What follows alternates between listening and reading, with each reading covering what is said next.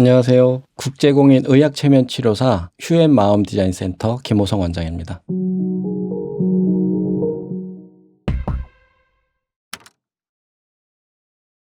대부분 우리 센터에 오시는 분들이 어느 날 갑자기 덜컥 잘 해왔던 일들을 못하게 되는 순간들이 생겨서 오시는 분들이 많아요. 갑자기 이제 숨이 막힌다던가 잘 해오던 일들을 어느 순간에 되게 낯설게 느껴진다던가 내가 뭐가 힘든지 잘 모르겠고 하는 그런 느낌들이 나의 일상을 이제 계속 방해하는 순간들을 맞닥뜨리게 되는데, 그럴 때 이제 대부분 많이 찾아오시게 되고, 그러다 보면 자기가 일상생활이 잘 안 되다 보니까 우울해지고 침울해지고 죽어버리고 싶다 이런 느낌을 많이 갖게 되세요. 그럴 때 내가 좀 힘든 상태구나라고 하는 것들을 알게 되죠. 일단은 주눅이 많이 들어 있으시고 자신감도 많이 없으시고, 또 좀 특별하신 분들은 이렇게 자해를 하시거나 자살의 충동 같은 것들을 많이 느끼시는 분들이 있어요. 그러다 보니까 자기 스스로 컨트롤이 안 되고 대인관계도 잘 안 되고 사람들을 무서워하게 되고 이런 증상들을 많이 나타나게 하시죠. 보통 이제 크게 특징적으로 이제 4가지로 볼 수 있는데, 굉장히 자존감이 낮은 상태로 오시는 분들이 이제 첫 번째고, 두 번째는 자기 감정이 어떤지 잘 모르는 상태로 대부분 많이 오세요. 그리고 숨이 넘어갈 때쯤 돼서야 자기가 뭔가 이상하구나라고 느끼는 분들도 많고, 마지막으로 내가 힘든데 왜 힘든지 몰라서 그래서 오시는 분들이 많아요. 크게 보면 요 4가지 정도의 특징이 있다고 보시면 될 것 같아요. 자존감이 넘치는 분들은 일단은 이제 매사에 의욕이 많죠. 그리고 자기 주장도 자기 의견도 뚜렷하게 말씀하시고, 그다음에 제일 중요한 거는 대인관계를 할 때 잘 들어준다는 거예요. 상대의 말을 잘 들어주고 잘 경청하고, 그다음에 자기 의견도 정확하게 얘기할 수 있고, 항상 배려할 수 있는 마음이 있고, 그래서 마음에 여유가 있는 분들이 대부분 자존감이 높은 분들이라고 보시면 될 것 같고, 그분들이 대부분 앞에 나서서 생활을 하시죠. 여기 자료 한번 보시면 우리 뇌라고 하는 게 이렇게 상위뇌, 중위뇌, 하위뇌 이렇게 구분돼 있어요. 근데 상위뇌는 생각하는 나라고 생각하시면 되고, 중위뇌는 감정을 느끼는 나, 하위뇌는 신체적인 나라고 볼 수 있는데, 여기서 제일 중요한 게 우리가 일반적으로 이제 잘 아는 게 생각하는 나, 그리고 감정을 느끼는 나예요. 근데 우리가 대부분 자기 감정을 잘 모르고 내 의지대로만 막 살려고 하면 감정이 어느 순간에 이제 무거워지고 힘이 든 상태가 되잖아요. 그러면 이제 지치게 되는데, 요거를 이제 간단하게 예를 들어서 설명을 하면, 우리가 노젓는 배를 타고 간다라고 했을 때 한쪽은 이제 감정의 상태, 한쪽은 내가 의지가 있고 노력을 하는 상태라고 보면, 이 양쪽의 에너지가 힘이 골고루 균형을 맞춰서 잘 노를 저어야 내가 원하는 목표 방향으로 갈 수 있잖아요. 근데 아까 말씀드린 것처럼 내 마음은 이렇게 접어놓고 내 의지로만 뭔가 노력하려고 한다. 그러면 그런 상태로 노를 젓는다고 하면 한쪽 방향으로만 노를 젓게 되겠죠. 그러면 배가 계속 제자리에서 맴돌게 되는 상황이 되는 거예요.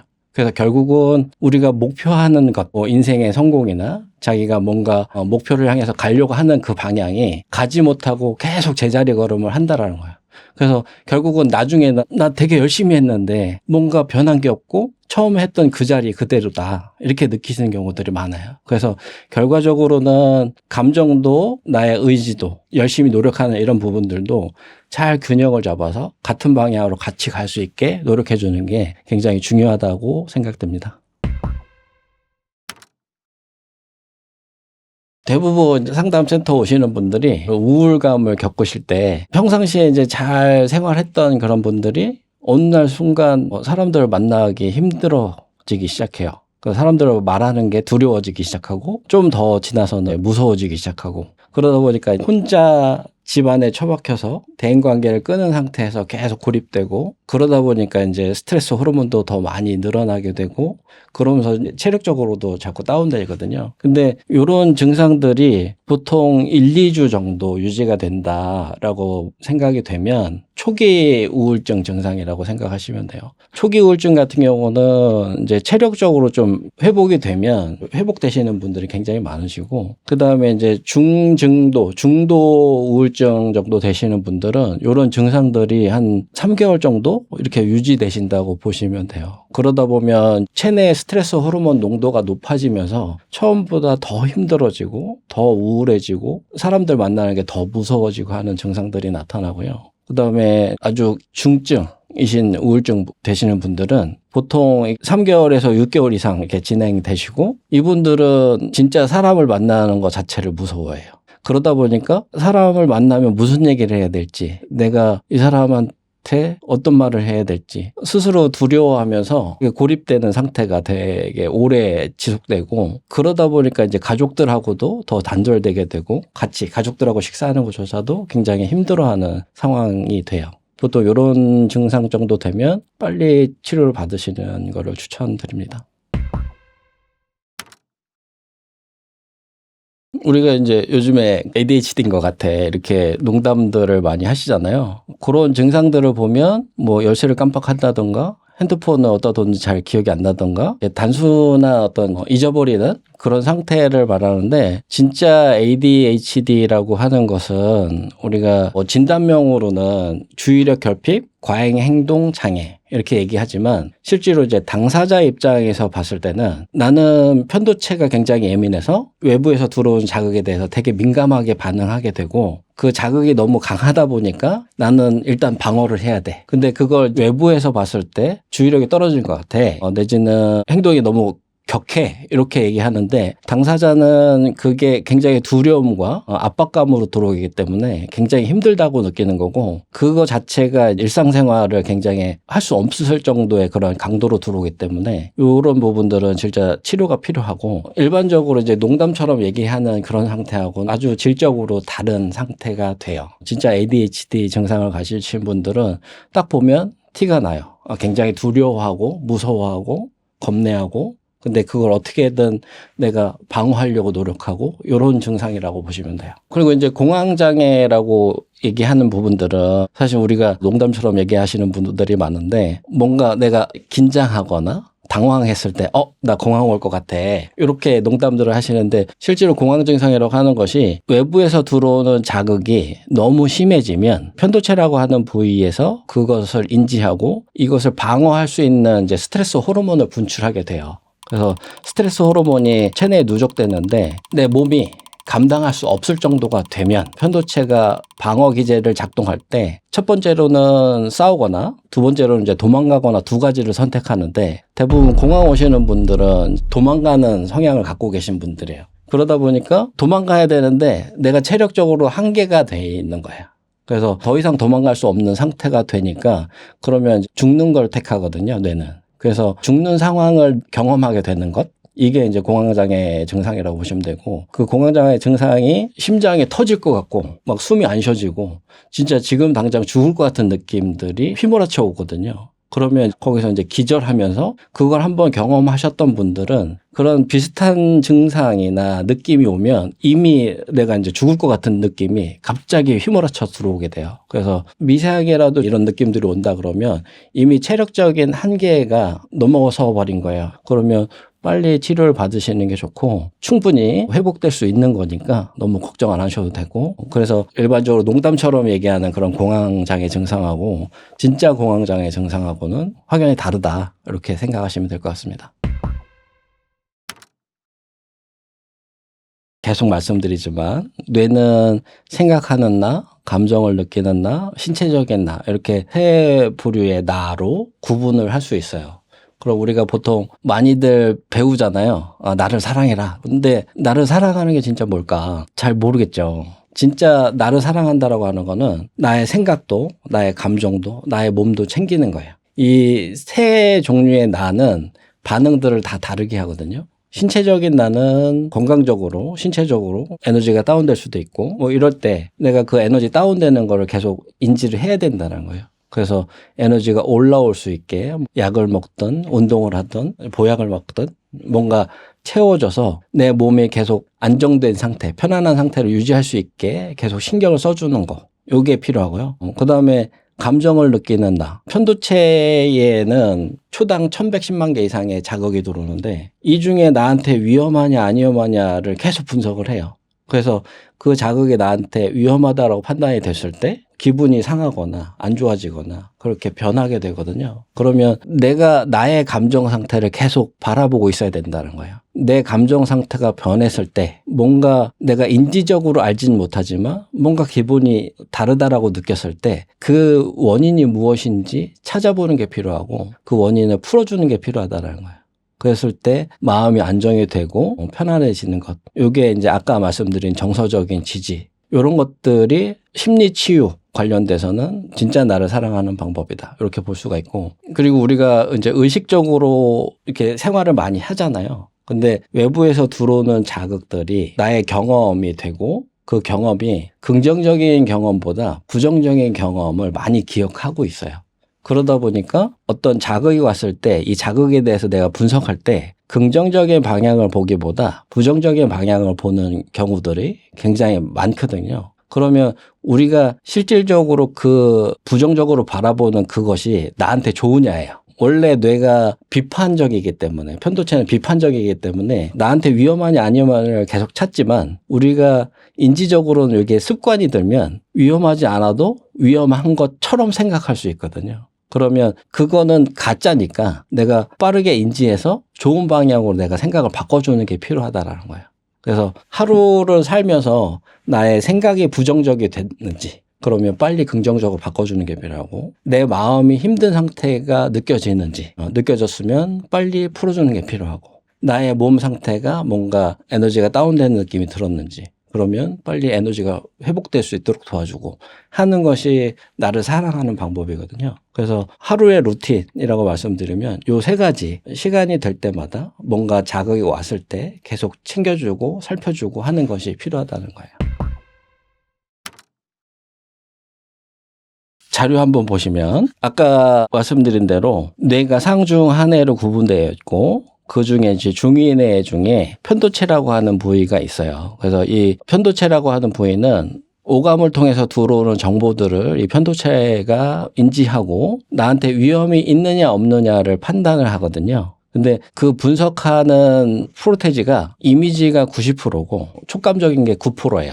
그리고 청각적인 게 0.9% 정도가 돼서 이 시스템을 이용하시는 게 치유하는데 굉장히 도움이 많이 되고 뇌인지라고 하는 게 사실은 그 편도체가 어떻게 인지를 하느냐 요 개념이거든요.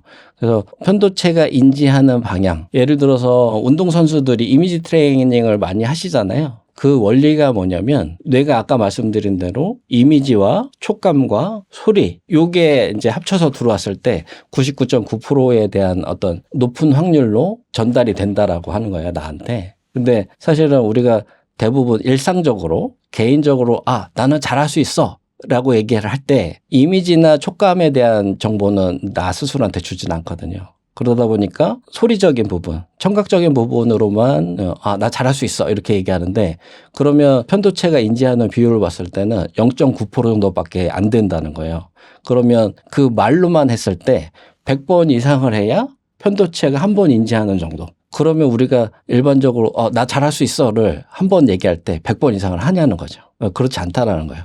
그러면 이제 우리가 뇌가 인지하는 방식 요거를 이제 다시 설명을 드리면 나는 잘할 수 있어 라고 하는 이 느낌을 이미지로 볼 수 있어야 돼요. 내가 내 눈으로 나는 잘할 수 있다 라고 하는 그 이미지를 볼 수 있어야 되고 그거에 대한 느낌을 내가 느낄 수 있어야 돼요. 그리고 그거에 대한 소리를 내가 들을 수 있으면 그러면 이제 그게 가장 쉬운 방법이 거울을 보고 나의 자신감 있는 모습 그다음에 자신감 있는 어떤 느낌 그다음에 그거에 대한 소리를 편도체에게 보여주면 느껴주면 또 들리게 해주면 말로 100번 하는 것보다 낫다. 그래서 이런 방식을 쓰는 게 이제 뇌인지 치유법이라고 생각하시면 돼요.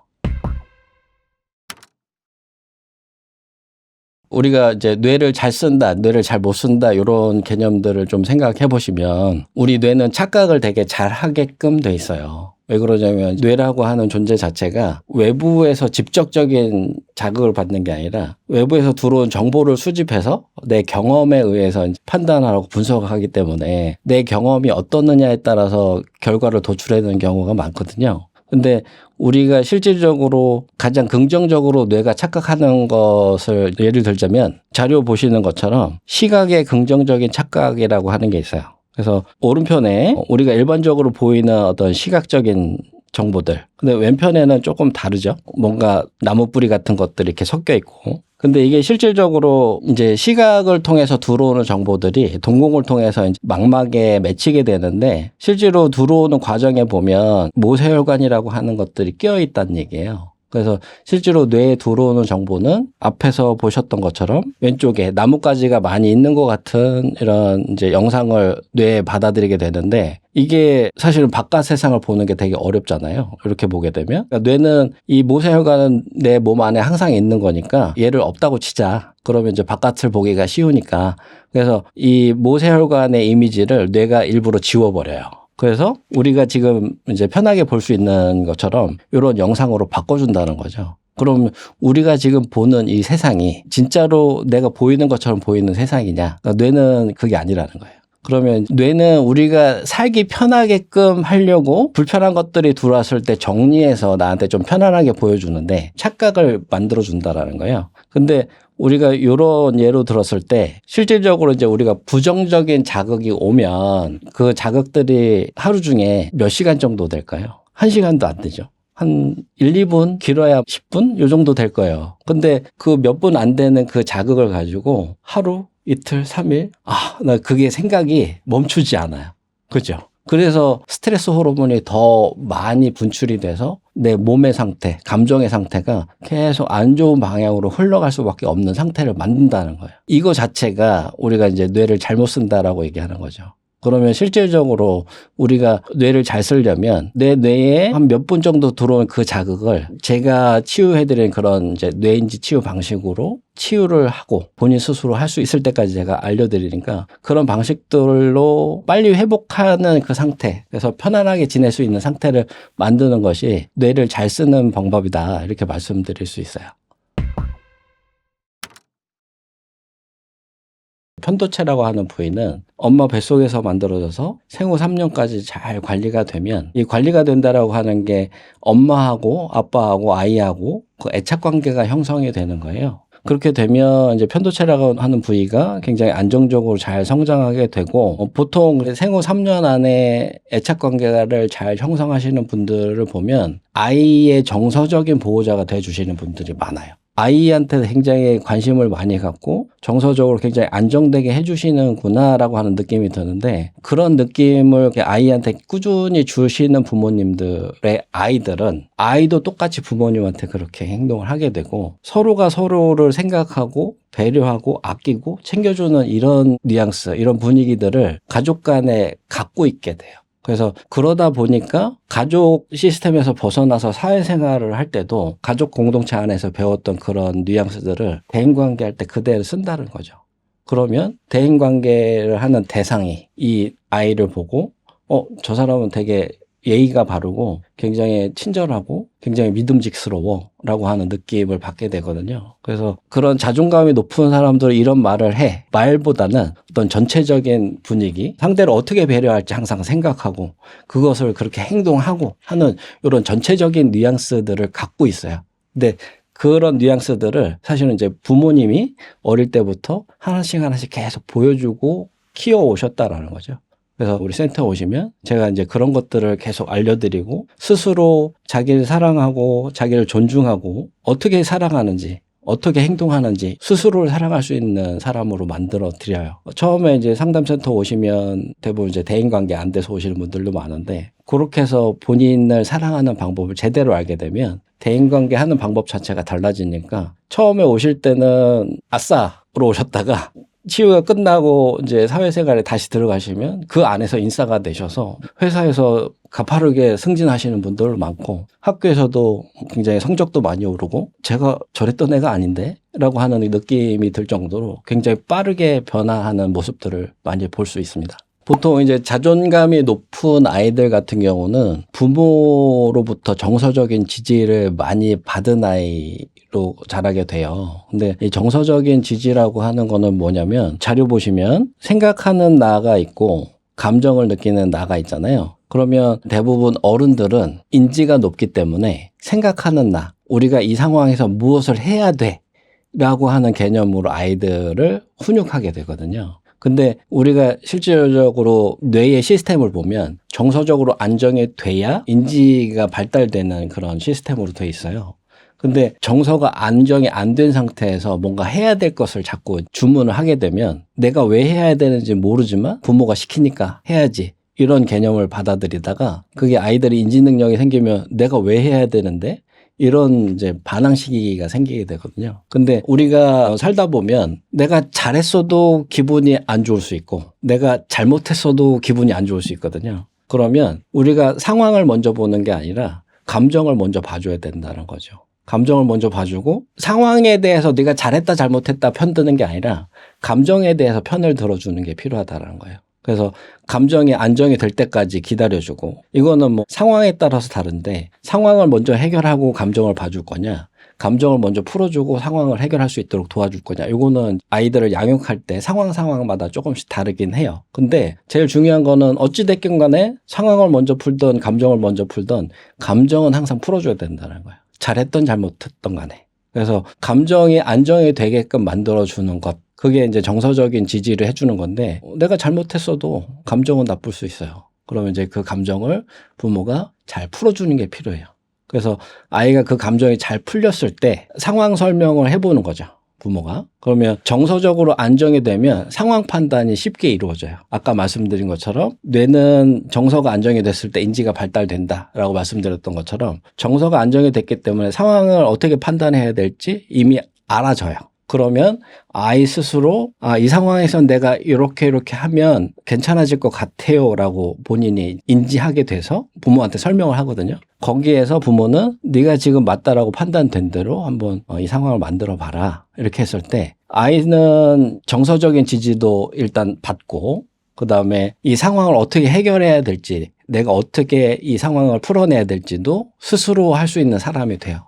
그래서 우리가 실수하는 게 문제가 아니라 실수했을 때 정서적인 지지를 어떻게 받느냐에 따라서 이 감정을 풀어내고 그 상황을 어떻게 해결하면 될 수 있다라고 하는 이런 부분까지 해결을 할 수 있는 상황이 되는 거죠. 그래서 정서적인 지지는 굉장히 중요하고 대부분 이제 우리 센터에 오시는 분들 보면 좀 한쪽으로 치우쳐 있는 경우가 많아요. 너무 이렇게 아이를 오냐오냐 하시거나 아이가 말을 안 들으면 이제 부모가 너무 막 화를 내고 폭력적으로 해서 아이가 삐뚤어지거나 그 상황을 잘 보고 항상 정서적인 지지, 정서적인 안정을 시키고 아이가 이 상황을 스스로 해결할 수 있게끔 도와주는 거. 그게 굉장히 부모의 입장에서는 잘 해줘야 될 부분이고 이런 것들이 어렸을 때부터 잘 했을 때 우리가 이제 작은 사회, 학교 생활에서도 대인관계를 할 때 우리가 사람이라고 하는 게 실수를 안 할 수는 없잖아요. 실수를 하더라도 내가 정서적인 지지 기반이 있기 때문에 그 지지 기반 안에서 마음을 풀고 이 상황을 어떻게 해결해야 될지 스스로 알아진다는 거예요. 그랬을 때 아이가 독립성도 생기고 올바른 가치관도 형성이 되고 이런 상황들이 만들어지는 거죠. 그래서 정서적인 지지를 받는 아이는 굉장히 중요하고 그 역할을 아이들은 인지 능력이 얕기 때문에 스스로 할 수 없어서 부모님이 아이들이 이제 인지 능력이 성장을 할 때까지는 책임지고 해주시는 게 굉장히 중요하고 성인이 되면 인지 능력이 어느 정도 올라오잖아요. 그럼 자기 스스로 할 수 있으면 좋아요. 이제 제가 대부분 이제 우리 센터에 오시는 분들 아이들 나름의 어떤 부분들을 치유하고 그다음에 부모님을 같이 상담을 하면서 부모님들이 해주셔야 되는 부분들을 가르쳐 드려요. 그다음에 성인으로 오시는 분들 정서적인 지지를 제가 해드리고 상황을 어떻게 해결할 수 있을지 이런 것들에 대해서 같이 얘기하면서 본인이 선택하고 판단할 수 있도록 제가 도와드리고 있어요. 그래서 정서적인 지지는 아무리 말을 해도 부족하다. 항상 말해야 되고 항상 그 부분은 신경 써야 된다. 이렇게 말씀드리고 싶습니다. 이 부분은 사실 이제 잠을 자면서 치유한다라기보다 우리가 잠을 자면서 꿈을 꾸는 상태에서 이제 단기 기억을 장기 기억으로 바꾸는 그 상태가 있어요. 그걸 렘 상태라고 얘기하는데 우리가 렘 상태에서 부정적인 기억 감정들을 장기 기억으로 바꾸는 과정이 있는데 이 렘 상태라고 하는 걸 이제 인위적으로 만드는 거예요. 실제로 잠을 자는 건 아니고 제가 계속 뇌의 어떤 시스템, 뇌가 착각을 잘한다. 라고 하는 부분을 이용해서 우리가 이제 일반적인 의식 상태지만 뇌가 렘 상태라고 인지할 수 있게끔 유도를 하는 거예요. 그러면 자기 스스로는 잘 못 느낄 수도 있어요. 예민하시는 분들은 이제 잘 느끼는 분들도 있지만 대부분은 이제 내가 램 상태구나라고 하는 걸 못 느끼시는 분들이 많고 그 램 상태를 통해서 부정적인 기억들을 긍정적인 기억 감정으로 바꾸는 과정이 의학체면 치료라고 볼 수 있어요. 그래서 저는 요거를 좀 다르게 뇌인지 최면이라고 말씀을 드리는데 우리가 트라우마들이 많이 있으시잖아요. 트라우마의 농도에 따라서 사람마다 반응하는 것이 다 다른데 오래된 트라우마도 아주 깊은 트라우마도 이런 이제 뇌가 램 상태를 인지하도록 만들어서 그 기억 감정들을 풀어내면 굉장히 빨리 치유가 되고 회복이 되는 것들을 볼 수 있어요. 그래서 요거는 이제 혼자 하기는 좀 어려우시고 저 같은 사람들을 통해서 뇌인지 치유, 뇌인지 최면을 받으셔서 트라우마를 해소하시면 좀 다른 생활을 하시게 되죠. 우리가 이제 트라우마가 있게 되면 일상생활에 자꾸 이제 부딪히고 무너지고 하는데 그런 부딪히고 무너지는 부분들이 해소가 되니까 내가 일상생활을 내가 원하는 대로 많이 하게 되고 제가 소방대원들을 좀 후원해드리는 부분들이 있는데 소방대원들 같은 경우는 이제 트라우마들이 많으시잖아요. 사건 현장에서 직접 대면하시고 보통 일반적인 분들이 알기 어려운 그런 트라우마들이 많이 있는데 그런 부분들은 뇌인지 최면을 통해서 트라우마들을 해소해드리면 일상생활을 아주 좀 편안하게 잘 할 수 있는 그런 분으로 바뀌게 됩니다. 그래서 진짜 트라우마 때문에 많이 고생을 하신다 라고 판단이 되시면 이 최면을 통해서 치유하시면 일상생활을 아주 행복하게 지내실 수 있습니다. 우리가 수면은 굉장히 중요한데요. 뭐가 중요하냐, 어떻게 이 수면 시간을 활용하고 어떤 상태를 유지하는 게 중요하냐, 이게 굉장히 중요한 건데 자료 보시면 우리가 수면의 패턴이 노렘 1, 2, 3, 4단계, 램 단계 이렇게 해서 5가지 과정을 한 패턴으로 봐요. 보통 평균적으로 5가지 한 패턴을 90분 정도 걸리는데 노렘 3단계에서는 면역력이 상승하고 성장 호르몬이 나와요. 그리고 노렘 4단계에서는 뇌가 죽은 것처럼 쉬는 상태. 다시 말씀드리면 이제 뇌가 리셋이 된다라고 보시면 되고 그 상태에서 아까 노렘 3단계에서 면역력이 상승됐잖아요. 그래서 뇌가 리셋되는 상태에서 몸을 치유하게 되거든요. 그래서 일산화탄소 농도가 높아지면서 몸에 어떤 바이러스들을 태워 죽이는 이런 상태가 돼서 일단은 우리가 잠을 잘 때 뇌와 몸을 리셋을 하는 상태가 돼요. 그래서 요 시간이 굉장히 중요한데 요 시간이 되면 뇌 시스템은 아까 말씀드린 대로 생존과 정서와 인지 요 방향대로 발달이 되는데 우리가 잠을 잘 때도 똑같아요. 뇌, 몸, 요 생존이 일단 해결이 되면 그 다음에 이제 정서적인 기억 감정들을 저장하는 램 상태, 꿈을 꾸는 상태가 되는데 요 상태에서 이제 꿈을 꾸고 정서적인 것들을 저장을 하고 요 상태가 돼요. 근데 보통 요 노렘 3단계, 4단계 들어가는 그 시간이 첫 번째 수면, 두 번째 수면. 우리가 8시간을 잔다라고 했을 때 첫 번째 수면, 두 번째 수면에서 요 노렘 3단계, 4단계를 들어가게 돼요. 그래서 평균적으로 요 노렘 3단계, 4단계를 들어가는 시간이 8시간을 잔다라고 했을 때 1시간 이상은 들어가야 된다. 그래야 우리가 치매 증상이 생기지 않아요. 근데 대부분 치매 증상이 생기는 이유가 요 노렘 3단계, 4단계를 충분하게 못 들어가서 그래요. 그래서 우리가 노렘 3단계, 4단계를 들어가는 시간이 자료 보시면 첫 번째, 두 번째 수면에서는 바로 들어가게 되고 세 번째부터 이제 3단계까지 가고 네 번째 수면에서는 노렘 2단계까지 들어가게 돼요. 그래서 처음 잠자는 시간에 한 3시간 안에 노렘 3단계, 4단계 들어가다 보니까 우리가 예전에 12시 전엔 자야 된다라고 얘기했던 게 이런 개념에서 나오는 거라고 보시면 되고 그래서 깊게 자는 시간이 적어도 3시간은 돼야 된다. 그리고 깊게 자는 시간은 줄어들지만 그 이후의 시간도 중요한 게 뭐냐면 자료 보시면 초기에 잠자는 상태에서는 램 상태의 시간이 짧잖아요. 근데 뒤로 가면서 램 상태의 시간이 길어지잖아요. 그래서 우리가 램 상태에서는 단기 기억을 장기 기억으로 바꾸는 기억 감정을 저장하는 시간이라고 볼 수 있는데 수면 시간이 짧아지면 램 상태의 시간이 램 수면 시간이 줄어들면서 기억 감정을 저장하는 시간이 줄어들어요.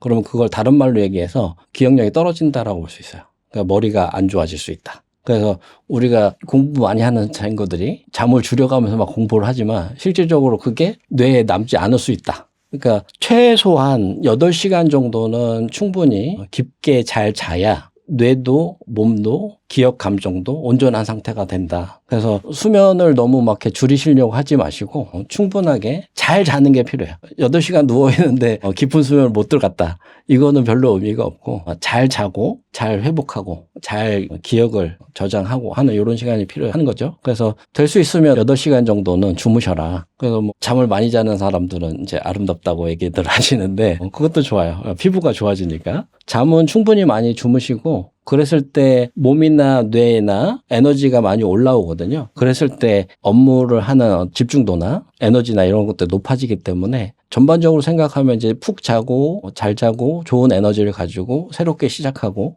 하는 것이 중요합니다. 공감이라고 하는 것 자체가 한자어잖아요. 공감이라고 하는 한자어를 풀어보면 같이 느끼는 거거든요. 같이 느끼는 거. 느끼는 거라고 하는 거예요. 이해하는 게 아니라. 우리가 너 T야? 라고 얘기하는 거는 이해하는 부분이거든요. 그래서 자료 보시면 아까 생각하는 나, 감정을 느끼는 나. 크게 요 두 가지 나로 봤을 때 우리가 공감을 하려면 감정을 느끼는 나에 집중을 해야 돼요. 근데 대부분 이제 너 T야 하는 그 T라고 하는 사람들은 생각하는 나에 집중을 해요. 그럼 생각하는 나는 목표 방향을 지향하거든요. 그러면 우리가 해야 될 것에 자꾸 집중하게 되고 감정을 느낀 나는 못 보는다는 얘기예요. 그러면 이제 우리가 공감한다라고 하는 거는 같이 느껴야 되니까 나의 인지가 감정을 느끼는 나를 볼 수 있어야 된다는 거예요. 그랬을 때 이 사람이 어떤 감정을 느끼겠구나라고 알아야 되는데 그러려면 상대의 상황에 내가 들어가 봐야 돼요. 실제로 상대가 얘기한 그 상황에 내가 당사자라고 감정이입을 해보는 게 필요하거든요. 감정이입을 했을 때 내가 어떤 감정을 느끼느냐. 우리가 공감이 중요하다고 얘기하는 이유는 뭐냐면 공감을 했을 때 그 다음에 무엇을 하느냐예요. 내가 공감이 됐어. 그럼 그 다음에 무엇을 하느냐가 중요한 거거든요. 공감이 됐어. 아무것도 안 해. 그건 공감을 하나만 해요. 그러면 대부분 공감을 잘 한다라고 하는 분들은 공감을 했을 때 그 다음 과정이 생겨요. 분명히. 내가 같은 감정을 느끼기 때문에 나한테 이런 말을 해줬으면 좋겠다. 내가 이런 느낌을 나한테 줬으면 좋겠다라고 하는 그 느낌을 알아요. 그러면 그 느낌을 주는 거예요. 그랬을 때 상대가 이 사람이 날 위로하는 거구나 라고 느끼면서 마음이 풀어지는 거지 나의 어떤 상태를 안다고 해서 내가 마음이 풀어지는 건 아니거든요. 상태 자체를 아는 것도 도움은 되지만 진짜 공감이라고 하는 거 그거는 상대의 상태에 내가 실질적으로 감정이입이 돼봐야 되고 그랬을 때 이 사람이 어떤 느낌을 원하는지 내가 느끼게 되는 것. 요게 이제 저는 공명이라고 얘기하는 거예요. 그래서 공명이 되면 자연스럽게 내가 어떻게 해줘야 될지 이 사람이 뭘 원하는지 내가 그런 느낌을 줘야 되겠다. 이게 자연스럽게 만들어지거든요.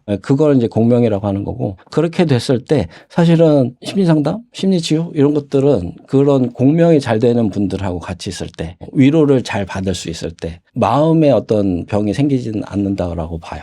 그래서 우리가 처음에 말씀드렸던 정서적인 지지, 이 정서적인 지지가 결국은 공감, 공명, 위로 이런 것들을 해줄 수 있는 어떤 상태인데 이게 어렸을 때부터 이제 잘 갖춰지고 자기 스스로 그런 사람이 되고 대인관계를 할 때 그렇게 해줄 수 있는 사람이 되면 우리가 세상이 행복해지겠죠. 그러면 상담을 받을 일도 없고 저 같은 사람이 있을 일도 없고 저는 그 세상을 원해요. 그런 세상이 되기를 원하고 진짜 공명이 잘 돼서 두루두루 사람들을 행복하게 지냈으면 좋겠습니다. 공감을 잘 못하시는 분들 생각하는 나에 치중한다 그랬잖아요. 그러니까 감정을 보지 않고 이 상황을 판단을 해요. 그래서 이 상황에서 무엇을 하는 게 가장 합리적인가를 보는데 우리가 공감을 받으려고 얘기할 때는 그 상황이 중요하지 않거든요. 근데 자꾸 상황적인 얘기를 하니까 공감을 받고 싶은 사람은 좀 짜증이 나는 거죠.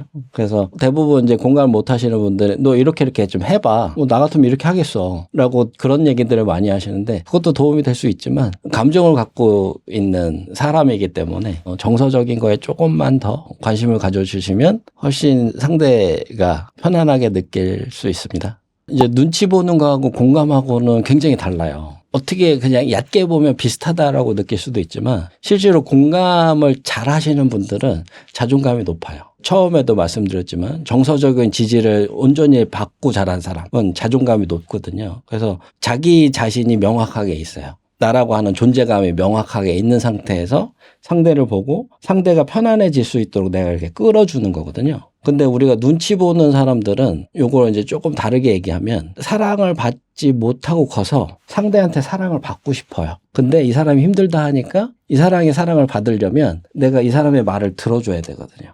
그래서 들어는 줘야 되는데 내가 그거는 감당은 안 돼. 왜? 나라고 하는 사람의 존재감이 너무 약해요. 그러면 상대한테 사랑을 받고 싶은데 상대가 원하는 건 지금 이 사람의 얘기를 들어주는 거야. 그러니까 내가 눈치를 보면서 들어주게 되거든요. 그럼 결국은 제대로 된 공감을 해주기가 어렵고 그러다 보니까 상대는 이 눈치를 보는 사람한테 계속 감정 쓰레기통의 역할을 시키게 돼요. 그래서 서로가 좋지 않은 상태가 만들어지는 게 눈치를 보면서 공감을 하는 분들, 이런 분들은 사실 자기를 감정 쓰레기통 만드는 분들 일단은 좀 차단하는 게 필요하고, 우리 센터에서도 이제 그런 분들이 많이 오세요. 뭐 부모나 친구나 직장에서 나를 너무 감정 쓰레기통인 것처럼 대한다. 근데 나는 그거를 어떻게 피할 수도 없고 내가 감당이 안 된다. 그래서 내가 사회생활을 하거나 집에 있을 때 너무 힘들다 이런 얘기들 많이 하시는데, 결국은 내가 자존감이 부족하고 정서적인 지지 기반이 없으면 자꾸 이제 눈치 보게 되고 이런 상황들이 생겨요. 그래서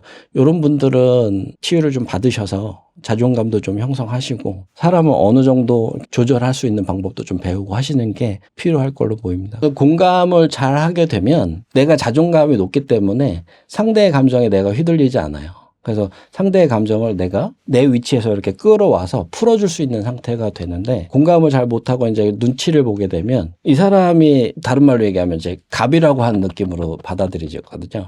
그러면 내가 이제 이 사람의 감정에 휘둘리게 돼요. 그래서 처음에는 내가 괜찮았는데 계속 같이 있으면서 이 사람의 감정이 휘둘려서 이 사람보다 내가 더 힘든 상황이 만들어지게 되거든요. 그래서 자기 감정이 없어지고 상대의 감정이 휘둘리게 되는데, 이런 것도 좀 많이 조심하시는 게 필요해요. 공감을 정말 잘하는 분하고 눈치를 보는 분하고는 아예 좀 많이 개념이 다르다, 이렇게 보시면 될 것 같아요. 우리 센터에 오시는 분들도 이런 부분들에 대해서 되게 많이 얘기하세요. 근데 우리가 일단은 대인 관계를 어떻게 해야 되냐를 일단 기준을 좀 잡는 게 필요해요. 그러면 대인 관계 하는 그런 형식, 종류가 어떤 게 있냐라고 보시면, 대인 관계를 할 때 공동체주의적인 어떤 성격, 또 개인주의적인 성격, 이기주의적인 성격, 이렇게 크게 보면 세 가지로 구분을 할 수가 있어요. 그래서 공동체주의적인 성격은 우리라고 하는 게 되게 강해요. 우리. 그래서 당신, 나, 우리가 뭔가를 같이 하자. 내가 주기도 하고 내가 받기도 하고. 어느 정도까지 주고받느냐가 조금씩 다른데, 본인이 공동체주의라고 성격을 갖고 있는 사람이다. 대인관계를 할 때 그런 사람이다라고 하면 될 수 있으면 공동체주의적인 성격을 갖고 있는 사람들하고 어울리는 게 필요해요. 근데 이제 공동체주의적인 사람이 개인주의나 이기주의적인 성격을 갖고 있는 사람하고 대할 때 굉장히 달라요. 나는 주는데 개인주의는 주지 않아요. 이기주의는 어떤 쪽이냐면 내 걸 뺏어가요. 개인주의는 각자 알아서 이런 개념이지만, 이기주의는 내 걸 뺏어가는 개념이거든요. 그럼 결국은 공동체주의는 내 걸 뺏어가지 않아도 나는 같이 했으면 좋겠는데 라고 하는 그런 개념이 있다 보니까, 개인주의인 사람하고 만나도 뭔가 조금 부담스럽고 뭔가 같이 했으면 좋겠는데 혼자 한다라고 자꾸 얘기하고, 그러면 이제 이 사람이 날 싫어하나? 이런 느낌을 받으면서 스스로 상처받을 수 있는 상태가 될 수 있어요. 그 다음에 이제 공동체주의가 이기주의를 만나면, 이기주의는 나의 틈을 자꾸 봐요. 내가 갖고 있는 걸 어떻게든 뺏어가려고 하거든요. 내가 갖고 있는 걸 자기 걸로 만들려고 하다 보니까 그게 시간이 됐던 어떤 상황이 됐던 여러 가지로 자기가 편한 대로 날 끌고 가려고 하다 보니까 나도 나의 상황이 있잖아요. 근데 그걸 고려하지 않아요, 이기주의는. 그래서 내가 자꾸 끌려다니게 되면서 상처를 받아요. 결과적으로는 공동체주의는 공동체주의끼리, 개인주의는 개인주의끼리, 이기주의는 이기주의끼리 이렇게 지내는 게 맞다라고 보면 되고, 공동체주의다 그러면 될 수 있으면 이기주의는 안 만나는 게 좋다. 피하라. 내 인생에서 좀 끊어내라. 왜? 이기주의인 사람을 만나면 받을 게 상처밖에 없어요. 이기주의도 자기가 좋아하는 사람한테 뭔가 해요. 가끔 매스컴에 보면 강도나 도덕도 자기 아이들한테 안 시킨다고 하잖아요. 그런 것처럼 내 거가 아닌 사람한테 피해를 주지, 내가 좋아하는 사람한테는, 사람이면 누구나 다 그렇게 하기 때문에 다 싫어하지는 않을 거예요. 그래서 이기주의인 사람도 자기가 좋아하는 사람한테는 한다. 자기가 아끼는 사람한테는 한다. 그거 생각하시면 될 것 같아요. 타인한테 의존하고 집착하잖아요. 이 증상이 왜 나타나냐를 봐야 돼요. 우리가 타인한테 의존한다, 집착한다라고 하는 거는 타인한테 뭔가를 원하는 거거든요. 그 결과적으로는 우리가 계속 말씀드린 정서적인 지지를 원하는 거예요. 타인한테. 근데 정서적인 지지를 받지 못하니까 상처가 되고 힘들어지는 거거든요. 이런 상태에서는 혼자 있는 게 좋진 않아요. 다른 말로 얘기하면 정서적인 지지를 못 받아서 사람을 다 끊어냈더니 어두운 방 안에 혼자 갇혀 있는 상태. 이 상태가 되는데 이거는 사실 바람직하진 않고, 제가 말씀드리고 싶은 거는 이런 이제 타인에 의존하고 집착하는 사람들은 결국은 자기 자신을 사랑할 수 있는 사람이 돼야 돼요.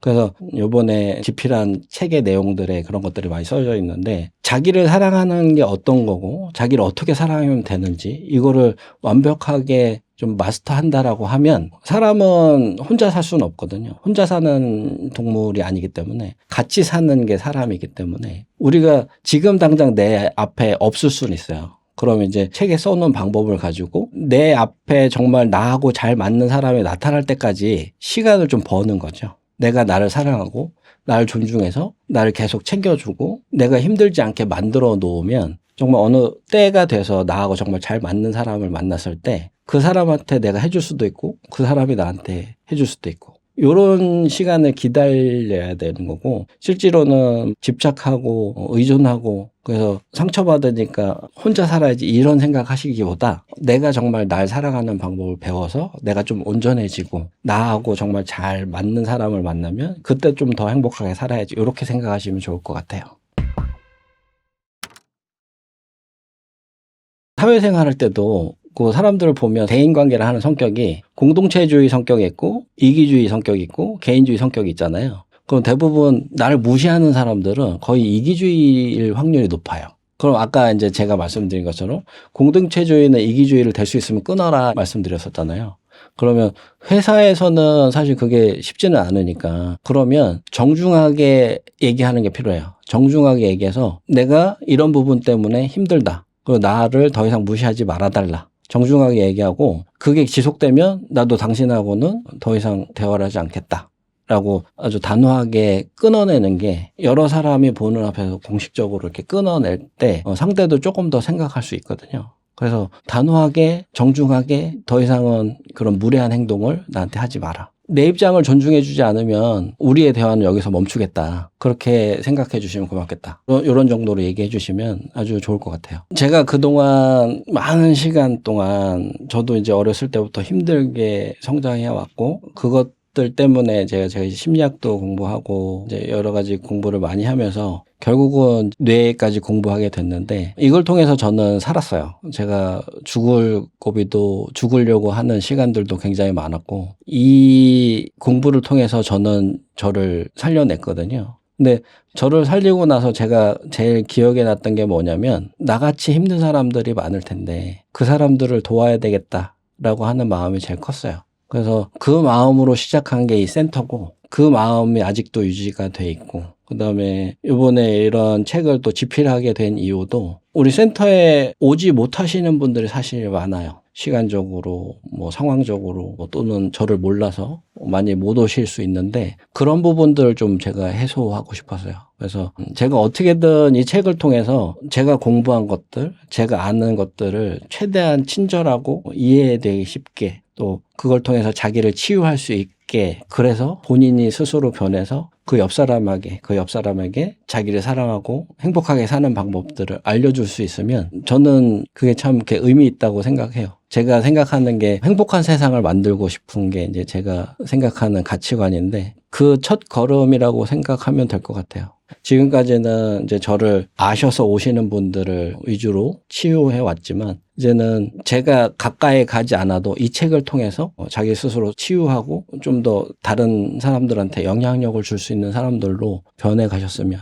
그리고 남은 시간 동안 행복하게 지내셨으면, 또 우리가 이 책을 통해서 자기의 내면이 치유되면 목표성이 또 달라지게 되거든요. 자기가 하고 싶은 것들, 자기가 원하는 것들을 할 수 있는 에너지가 생기기 때문에, 그런 에너지가 생겨서 정말 본인이 원하는 삶을 사셨으면 하는 그런 마음이 큽니다. 그래서 이 책을 많이 읽어봐 주시면, 저를 위해서가 아니라 독자분들을 위해서 많이 읽어봐 주시면 정말 도움이 많이 될 거로 생각합니다. 이 책을 쓰면서 제가 정말 기도도 많이 했고 제가 최대한 알려드리려고 노력을 했으니까 잘 모르시겠으면 저한테 개인적으로 찾아오시면 제가 또 도와드릴 테니까. 그리고 정말 이 센터의 문턱을 넘어오는 것도 어려워하시는 분들이 많아요.